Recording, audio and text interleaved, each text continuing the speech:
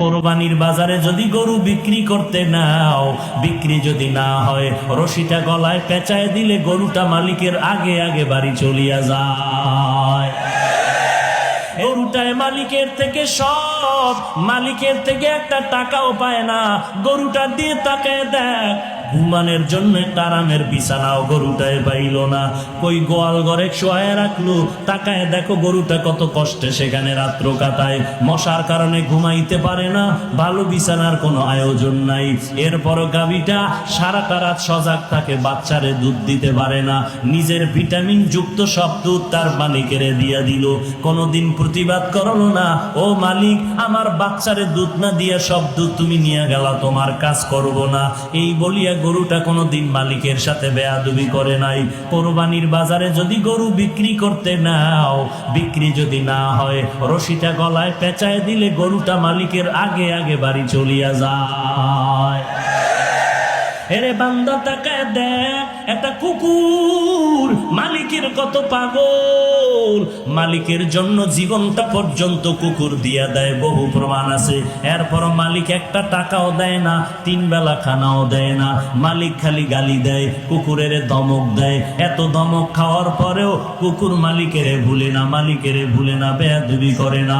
আর তোর মতো মানুষটারে আমি আল্লাহ মায়ের গর্ভে না পাক পানি দিয়া বানাইয়া, ওই মায়ের গর্ভে প্যাকেটের উপরে প্যাকেট, প্যাকেটের উপরে প্যাকেট, প্যাকেটের উপরে প্যাকেট, এক বিন্দু ছিদ্র নাই, বাহিরের অক্সিজেন ঢোকার কোনো কায়দা নাই।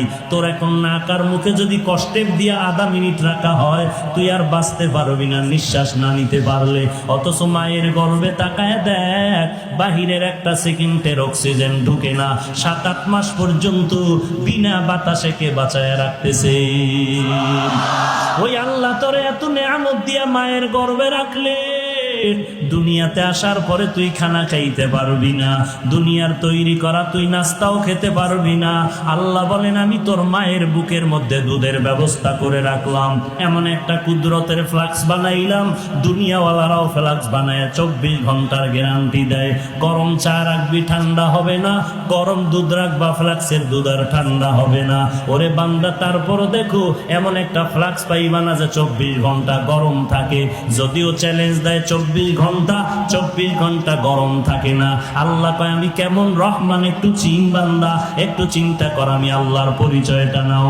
আমি আল্লাহ কেমন গফফার, আমি আল্লাহ কেমন রহমান।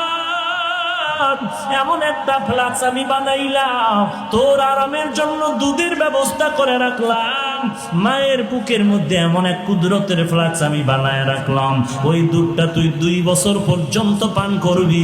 যেইভাবে আমি আল্লাহ তৈরি করে দিলাম ওইভাবে থাকবে, ঠান্ডাও হবে না, গরম হবে না, পাতলাও হবে না, কোনো হবে না। 2 বছর পর্যন্ত দুধ পান করবি। ওরে বান্দা ওই ফ্লাক্সের দুধ কখনো নষ্ট হবে না। এরে বান্দা তাকায় দেখ, তুই দাঁড়াইতে পারো না, বসতে পারো না, আমি আল্লাহ তোর কত সুন্দর লালন পালনের ব্যবস্থা করলাম। তোর এখন বাথরুমের দরকার, মাকে বলতে পারো না আমারে বাথরুমে নাও।